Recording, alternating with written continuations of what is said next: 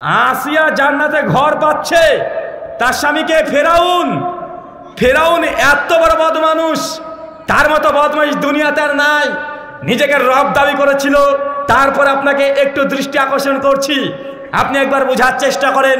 ফেরাউনের স্ত্রী আসিয়া এ যাচ্ছে জান্নাতে, শুধু জান্নাতে না, জান্নাতে ঘর আল্লাহ তার জন্য আগে নির্মাণ করে রেখেছেন। শুধু এতটাই না, দুনিয়াতে আসিয়াকে আল্লাহ জান্নাতে যে ঘর পাবে, এই ঘরের দৃশ্য আল্লাহ এক ঝলক তাকে দেখেও দিয়েছেন। অথচ স্বামীর নাম কি?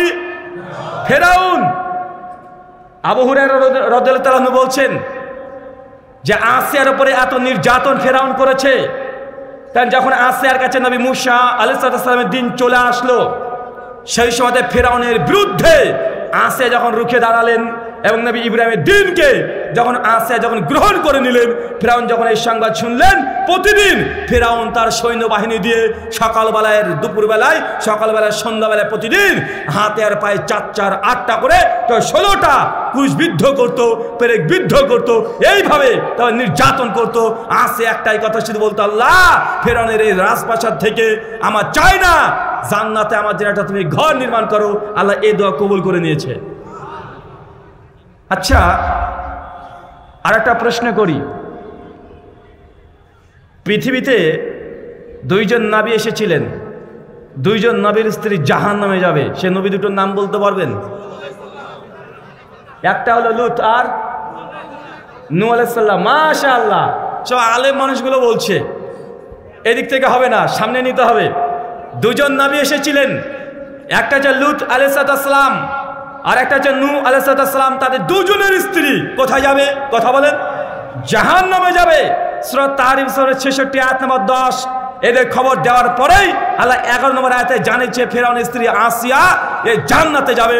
আপনাদের দিকে দৃষ্টি আকর্ষণ করে বলছি, ভাইজান চিন্তা করে দেখেন, নবীর স্ত্রী জাহান্নামে, ফেরাউনের স্ত্রী জান্নাতে। চিন্তা করতে পারছেন? এটা ইসলামের ইনসাফ। ইসলাম কোনো বংশসূত্র দেখে না, রক্তের কোনো সম্পর্কে 5 পয়সা মূল্য নেই। নবীর স্ত্রী হলেও সে যদি ঈমান না থাকে, সে যদি বেঈমান হয়, তার জিন্দেগিতে জান্নাত তো দূরের কথা, সে জাহান্নামে সর্বনিচে স্তরে থেকে যাবে। অথচ ফেরাউনের স্ত্রী তার ঈমান আছে, এই কারণে তাকে জান্নাতে আল্লাহ সুবহানাহু ওয়া তাআলা একটা ঘর নির্মাণ করে দিচ্ছে। অথচ বাংলাদেশে দেখা যায় পীরের বাচ্চা পীর, ও মূর্খ হলেও ও নিজে পীর।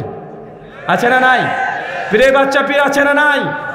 গদ্দিন আসিনি পীর, মানে বাপ ছিল পীর, ওই বাপ মারা গেছে, এখন ওর ছেলে কিছুই জানে না, তারপরে পীর আছে না নাই?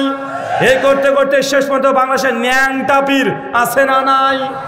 আপনাদের কুষ্টিয়াতে আছে ন্যাংটা পীর, একদম গোটাটাই ন্যাংটা। কখনো দেখেছিলাম না, কয়েকদিন ইউটিউবে তার একটা ভিডিও ভাইরাল হয়েছে, ন্যাংটা বাবার পীরে লাখ লাখ কোটি কোটি টাকা মানুষ দান করছে, সাদকা করছে, একটাই উদ্দেশ্য, জান্নাত যাবে। ন্যাংটাকে দান করে নাকি জান্নাত যাবে, ন্যাংটার মাজারে গিয়ে নাকি জান্নাত যাবে। ভাই বাংলাদেশি মানুষ আছে না নাই? অনেক মানুষ বলে যে ভাইজান আপনার এসব পীরটির মানেন না, এটা কিন্তু খুব খারাপ জিনিস। আরে পীরের কাছে গেলে তো মানুষ তো বাচ্চা পায়, ভাই আছে না নাই? আমি একটা কথা ভাবি, যদি এটাই যদি হয়ে থাকে, এক কাজ করবেন, আমাদের কলকাতাতে চলে যাবেন, শিয়ালদা স্টেশনে নামবেন, 40 থেকে 60 টাকা ভাড়া নেবে গাড়িতে, বলবেন যে কালীঘাটে যাব। কোথায়? কালীঘাট। কালীঘাটে গিয়ে দেখবেন ওখানে বড় বড় আল্লাহর অলি বসে আছে, সব হিন্দু ঠাকুর পণ্ডিতরা, সব ন্যাংটা, একদম পুরোটা ন্যাংটা, কিচ্ছু না শরীরে, জামা কাপড় কিচ্ছু বলে না, শুধু একদম এইভাবে থাকবে, একদম কঙ্কালের মতো হয়ে গেছে, ঠিক মতো খাওয়া দাওয়া করে না, সপ্তাহে 1 দিন 2 দিন মতো পানি খেয়ে থাকে। কত বড় আল্লাহর ওলি তারা, চিন্তা করেন, শুধুমাত্র এই ধ্যান করে থাকবে। ও এটা হচ্ছে আল্লাহর ওলি। ওদের কাছে হিন্দু মেয়েরা যায় বাচ্চা নিতে, ওরা অনেকে বাচ্চা পায়। তো ভাই আপনার কাছে আমার একটা প্রশ্ন, হিন্দু পণ্ডিতের কাছে গিয়েও হিন্দু মেয়েরা সন্তান পাচ্ছে, আর বাংলাদেশে আমাদের মুসলিমদের কাছে ন্যাংটা পীরের কাছে গিয়েও মানুষ সন্তান চাচ্ছে, সন্তানের আশা করছে। মুসলমানের আকীদা কত নষ্ট হয়ে গেছে আপনি বুঝতে পারছেন? কত নষ্ট হয়ে গেছে। আরে পীর যে ন্যাংটা, আমি মনে করি এই লোকটা ভালো, এই লোকটা অনেক ভালো, সত্যি আল্লাহর ওলি। নচেত ওইভাবে ন্যাংটায় বসে থাকে, মানুষকে সিগনাল দিচ্ছে, এই কিরে আমাকে যে কি চাইতে এসেছিস? আরে আমাকে যা কিছুই নাই রে, আরে যা আছে দেখতে পাচ্ছিস, সেটা আবার নিবি নাকি তুই? মানে ওই দেখাচ্ছে জামা প্যান্ট কিছু নাই, আরে আছে শুধু একটা জিনিস, তুই এটাও নিতে এসেছিস নাকি, মানে বুঝাচ্ছে বাংলার মানুষ। তারপরেও ওইখানে যায় কি যায় না? হিন্দুরা যদি ন্যাংটা ঠাকুরের পুজো করে, এটা মুসলমানদেরকে বলে দেখো কত বড় মূর্খ এরা, মুসলমানের বাচ্চা তুমি তো একই কাজ করো। যারা অমুসলিম আছে তারা গরুকে মা মনে করে, গরুর কাছে গিয়ে তারা পূজা অর্চনা করে, গরুর বরকতে তারা দোয়া প্রার্থনা করে।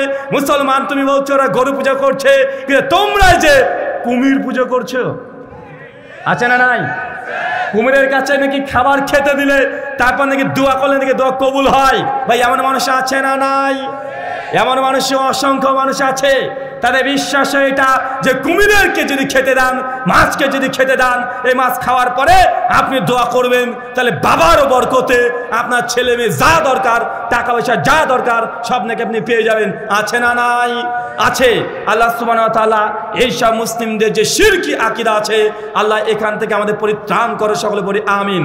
সম্মানিত শুধু প্রথম একজন মেয়ের নাম পেয়ে গেলাম যে পৃথিবীতে জান্নাতে আগে থেকে ঘরের অফার করা হয়েছে, তার নাম আসিয়া। দুইজন আরেকজন আছে, তার নাম কি? ওই খাদিজা রাদিয়াল্লাহু তাআলা আনহা। ইনি কে ছিলেন? ইনি কে ছিলেন? আল্লাহ নবী আলাইহিস সালামের স্ত্রী। আল্লাহ নবী যখন খাদিজাকে বিয়ে করে সেই সময় বয়স কত ছিল নবীর? কত ছিল? 25। আম্মা জানের বয়স কত ছিল? 40। কারা কারা বললেন হাত তোলেন? আমি কথায় কথায় প্রশ্ন করবো। 40 হাত তোলেন, মাশাআল্লাহ। আর নাই? আপনার ওয়াজ তো শুনেন না নাকি গো? কি মানুষেরা? আচ্ছা 40 না, তারা হাত তোলেন এবার। দেখেছেন এরা সবাই কেউ হাত তুলছে না। যারা শুনেছেন যে আল্লাহর নবী আলাইহিস সালাম যখন আম্মা খাদিজাকে বিবাহ করেন সেই সময় খাদিজা রাদিয়াল্লাহু তাআলা বয়স 40 ছিল, এ কথা সঠিক না। তখন বয়স ছিল 27-28। কত? কথা বলেন। 27 এবং 28 বছর ছিল। তবাকাত সাদ এই এক প্রথম খণ্ডের 67 নম্বর পৃষ্ঠায় একদম ডিটেল আলোচনা করা হয়েছে। 40 যে ঘটনাগুলো পাওয়া যায় একটা সনদ সহিহ না, সৌদি ফতোয়া তারা ফতোয়া দিয়েছে। সেই সময় আম্মা জানের বয়স ছিল 27 থেকে 28। কত? কথা বলেন। 27 থেকে 28। তার মানে বোঝা যাচ্ছে যে সমাজে আমাদের মধ্যে অনেক ভুল ধারণা, হাদিসের নামে মিথ্যা কথা চলছে, আছে না নাই? আচ্ছা 10টা প্রাণী জান্নাতে যাবে, কোন কোন প্রাণী বলতে পারবেন? আচ্ছা যদি বলতে পারেন, আপনার যদি গিফট আছে হাতে দিয়ে যাবো, বলেন তো 10টা প্রাণী জান্নাতে যাবে, এই দুনিয়ার 10টা প্রাণী, কে বলতে পারেন? আরে দাঁড়িয়ে বলতে হবে। কুত্তা। কুত্তা জান্নাতে যাবে। কোন কুত্তা? আসাবে কাহাফের কুত্তা, মাশাআল্লাহ। 2 নম্বর কি? ব্যাং, হুদুদ পাখি। ও তো দুটো বলে দিয়েছে, হচ্ছে দুটো বেশি বলে দিয়েছে, মাশাআল্লাহ। আর মৌমাছি, ঠিক বলছেন তো? আচ্ছা আর কে বলতে পারবেন 10টা পাখি জান্নাতে যাবে, সরি 10টা প্রাণী, দুনিয়ার প্রাণী জান্নাতে যাবে? যদি কেউ বলতে পারেন তাহলে একটা করে আপনাকে হাদিয়া দিয়ে যাবো। এই দেখেন রাখলাম হাদিয়া পকেটে, যে পারবেন দিয়ে যাব। বলেন। আবাবিল পাখি যা আছে সব বলে দেন। হ্যাঁ কি বললেন? যাবে না কেউ? কে যাবে তাহলে? মানুষ যাবে আর জিন। মাশাআল্লাহ। আপনি চলে আসেন সামনে, আপনি উপর দিয়ে আসেন। আপনার যে ঘটনা শুনেছেন 10টা প্রাণী জান্নাতে যাবে, এটা মেড ইন বাংলাদেশ। এ হাদিস, এটা হাদিস না। যারা বলেছে যে 10টা প্রাণী জান্নাতে যাবে তার মধ্যে সুলাইমান আলাইহিস সালামের উটনি যাবে, মানে সালেহ সালামের উটনি যাবে। ভাই এই ঘটনাটা শুনে আছেন না? আসাবে কাপের কুত্তা যাবে, হুদুদু পাখি যাবে, ব্যাং যাবে। এটা সবগুলো মিথ্যা কথা, বক্তারা এটা তৈরি করেছে। এটা কে তৈরি করেছে? চলে আসেন। মাশাআল্লাহ, ইনি ধরে ফেলেছেন, তার জন্য একে দিয়ে দিয়েছি। একদম গোপনে দেখাবেন না, আলাউদ্দিনের আশ্চর্য প্রদীপ আছে। চলে যান।